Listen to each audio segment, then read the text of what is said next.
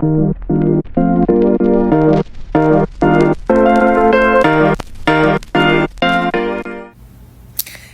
me, Ann Taylor, motivational speaker and life coach, and the CEO of Healthy Talk Heals. And this is me too, a member, a leader of a faith community. And this is me too. Yet, many people don't know what it takes to be me, because I have to face a challenging disease called rheumatoid arthritis. And I deal with it every day. And here's my journey with Life and Out Loud.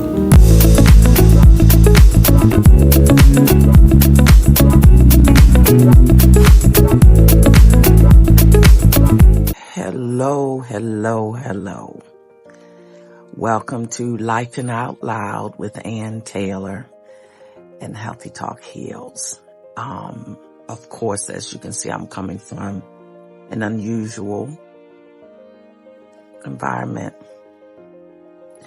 because I promised you guys that I would not hold back. And so this is a raw edition of Life and Out Loud, going through this journey of RA with you.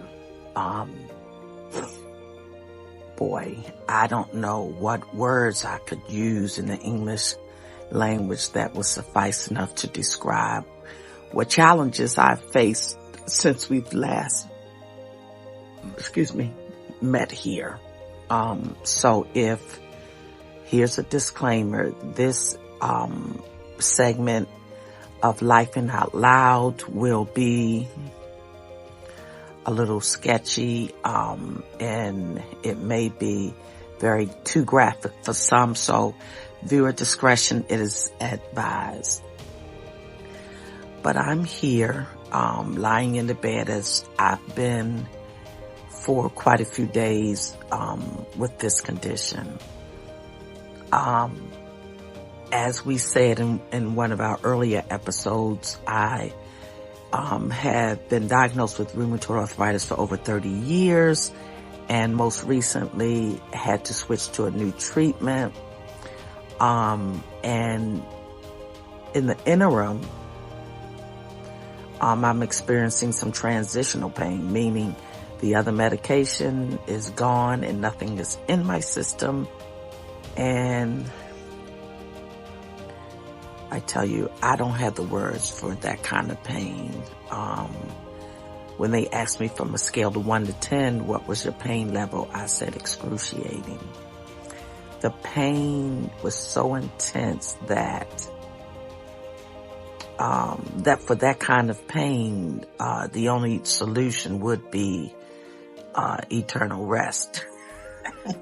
But since it's not my time to go, and I'm not trying to go, we're going to sit here and figure it out. As if I've sat here. So I've been in quite a bit of pain, and I'm telling you this. Please understand me. I'm telling you this not for entertainment purposes, not for effect. I'm really telling you this because many of you that are watching me now are actually so lost in the complication of your struggles that you've forgotten to believe. You've forgotten to believe. Sometimes it can be so intense that getting out of pain for the moment becomes your solution, when the solution is that you can be healed from it. So this is repeat for me, and I don't know, many of you are like me, are starting to discover that life is on repeat. So a lot of things you're going through now, you've already mastered. Now you have to take somebody along with you. Not panic. Been here, done that. You'll be okay. And so that is this for me. I recognize this kind of pain. I know it's short term, but pain has a way of causing you to forget the truth. Pain has a way of doing that. And so I had to make a run to the ER. They didn't have enough there to get me out of my pain. They could dull it a little bit, take the edge off with morphine. When they gave me the morphine, I was blessed to go down to a pain level of 10. When level 10 of pain is better than where I was. And so I'm recovering. I'm optimistic. I know what's happening, but I'm coming here for you. Now I know.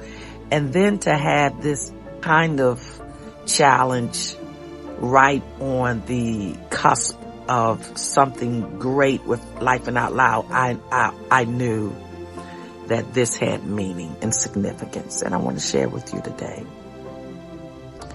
One of the things I could share is this, and I'll probably speak for most of you. People really don't know your pain. They don't know your struggle, baby. Because many of you have been blessed to look okay, to still smile. You don't have a need to look sad or morbid. You just don't look like what you've been through.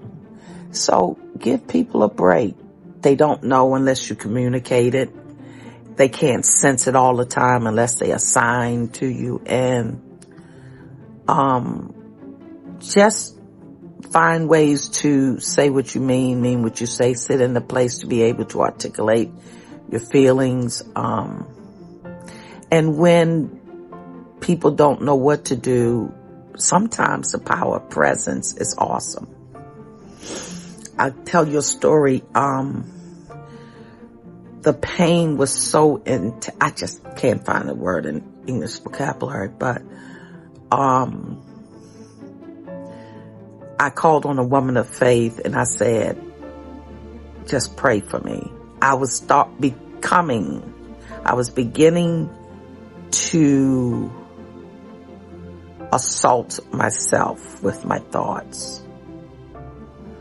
I was beginning to ruminate on it, the pain so much that the thought of it and the ongoing of it created a void in me. I had an inability to process positively. That's what I'll say, to process positively. And so I called for prayer. Woman, she began to pray. I didn't even know what she said because the pain, I couldn't be touched. I could not do anything with my hands. Now these things have long since been removed from me. These are not things I deal with at all. I haven't dealt with these things, I'm going to say, in about 20 years. And so I could do nothing with my hands. It was on fire. Like my body was, you felt like you were being warmed by fire. And, oh God, I just can't even explain it. So I'm nearing delirium at this point. And I asked her to pray. And in the midst of it,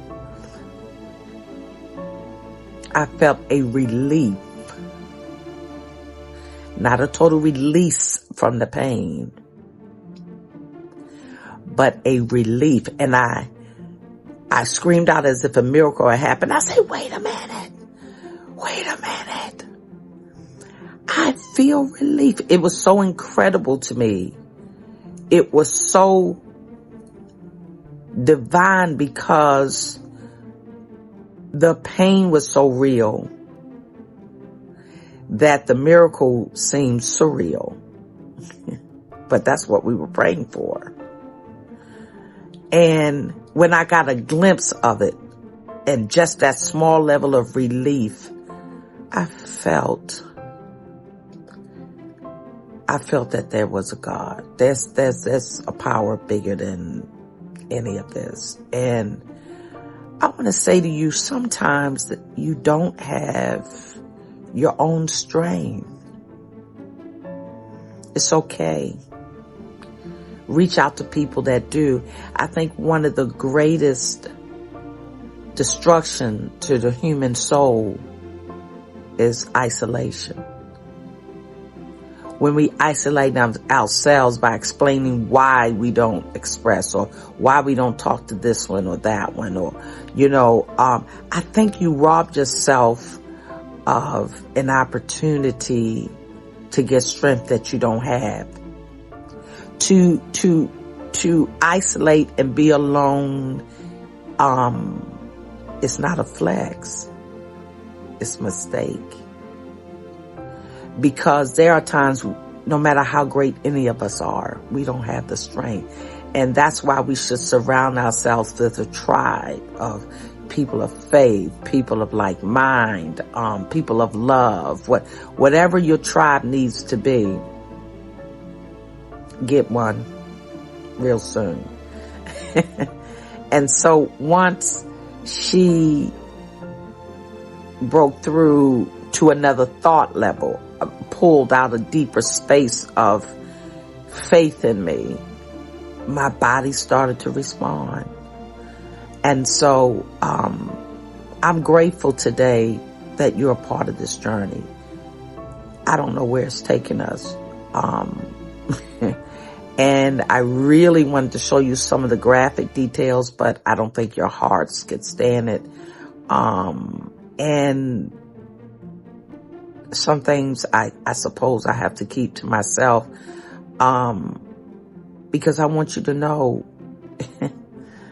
baby, you'll hear me say in advance what I'll live out later, which lets me know all of this is planned.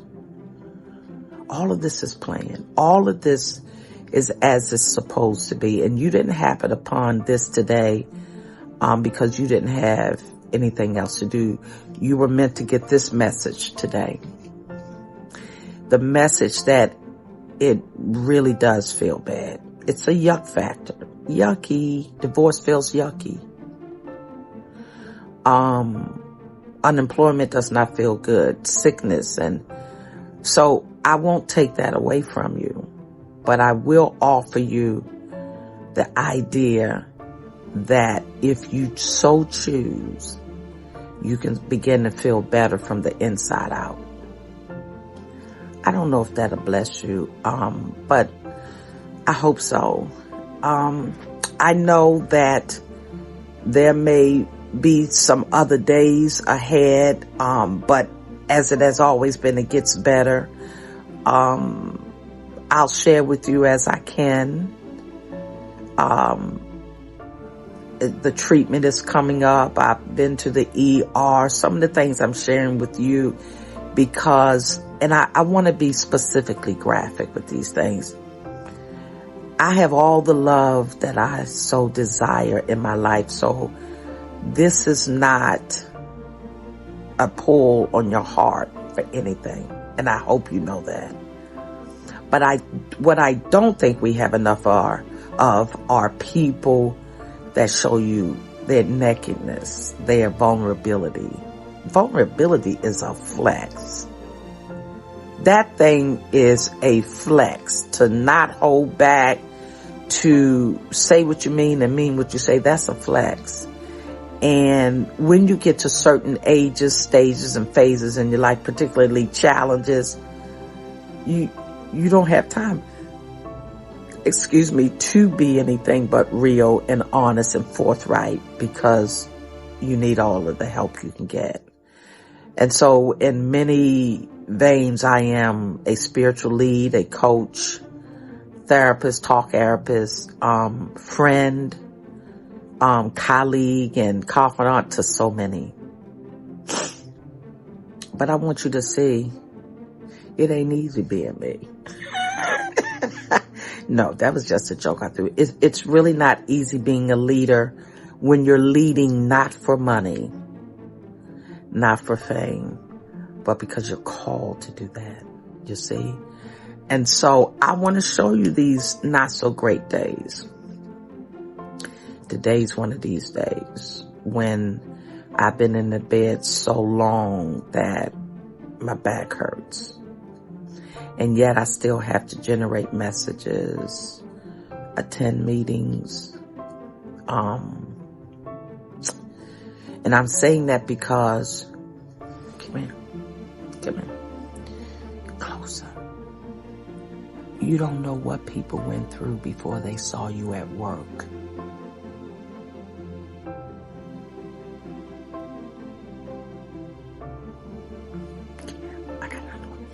You don't know what people experienced before you saw them at the faith community. There's so much more. There's so much more to people's story. And when we meet them in a space, not considering what road they had to take to get to that space, I think we begin to miss all of the beauty that's in people. There's beauty everywhere to be seen, to be experienced, to be touched. And like our channel, Healthy Talk Heals, I believe when you begin to speak to people and hear their stories, I think it begins to heal. It heals in a place that people may not have known needed healing. So don't be so strong, everybody. Don't be so tough and, yeah. These are the best and the worst of the times, and I'm going to tell you, I'm enjoying the journey. And I hope that you are too. Listen, someone who's suffering emotionally, someone who's dealing with all kinds of challenges, financial, whatever, they need this message in their lives. Simple, but true. Simple, yeah. It gets hard for all of us. But we get back up again to try it again. And it hurts, and it's ugly, and sometimes shameful. But try to show people your scars instead of your stripes. You know, thank God for Purple Hearts and all kinds of medallions and things, and I'm just happen to use that, or all of the celebrations of rank in the world. Oh, I got a house, I got a car, and those things should be celebrated. But so should your scars. Let them know if it's a rough day. Don't waddle in it. Don't change your voice. You know how some people, when they're sick, my voice is just as strong here because I'm very clear with my words to articulate my feelings. Therefore, I don't have to raise my voice. I don't have to sound pitiful, because I've developed a relationship with the people around me of such that when I say I don't feel well, they believe it. So that means you got a little work to do. You got a little work to prove that your intentionality. You got a little work to do to say what you mean and mean what you say, which means that when you do say something and it's not good, you say, oh, I didn't mean it. Well, how do I know when you mean it? That means you must begin to say what you mean when you mean it. For the other part to work, the SOS. Because if you know me to be true, know me to not be irrational. When I say I need help, you know that to be true. Because I was able to be truthful, authentic, and intentional in all of my words, even arguments. Because if I didn't mean to say that during an argument, it bears to question, did I mean to say I love you when I did?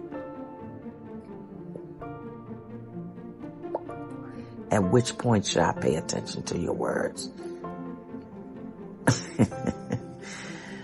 Anyway, everybody, let's Share this right in the comments section if you have any questions. I'll read the comments. I know we don't do many comments here on YouTube, but let's engage. I'll update you as I can. My spirits are high. Once I get my other doses of my new treatment, I'll feel fine. I know that to be true because I've been here before. I just come to get you, baby. All right, I'm Ann Taylor. You were looking for a therapist. I started talking and I became your talk-erapist. And I believe this. Healthy talk heals. Bye-bye, everybody.